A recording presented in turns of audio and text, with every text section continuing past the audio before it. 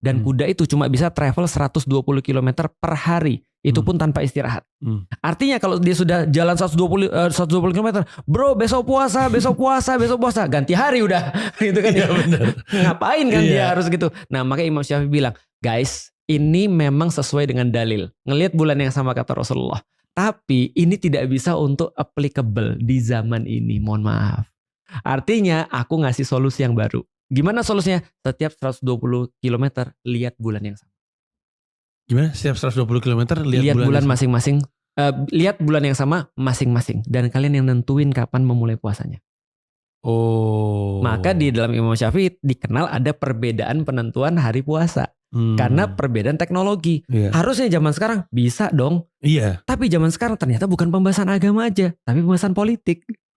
Maka Indonesia lucu nih, ada 2 organisasi besar. Tapi organisasi besar ini harusnya karena dia bilang kita Syafi'i, harusnya kita berbeda dengan negara lain. Beda guys. Tapi kapan Imam Syafi'i menentukan batasnya adalah batas negara? Imam Syafi'i bilang 120 km dong. Tapi sekarang sudah ada internet, sudah ada TV, sudah ada telepon, harusnya bisa dong. Nah, lebih aneh lagi sekarang yang nentuin Mabims. Mabims itu adalah ada kelompok-kelompok negara bersepakat kita bareng yuk nentuin.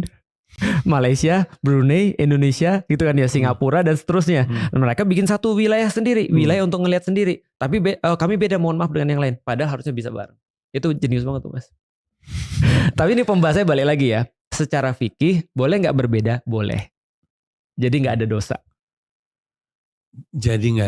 Tapi pembahasannya panjang kan kalau udah bahas kan. Itu bilang itu pertanyaan nggak sederhana tuh mas.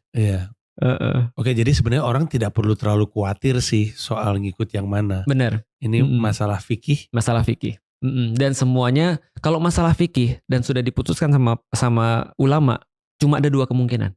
Benar atau benar banget. Benar atau benar banget. Gak ada kemungkinan salah. Iya. Oke.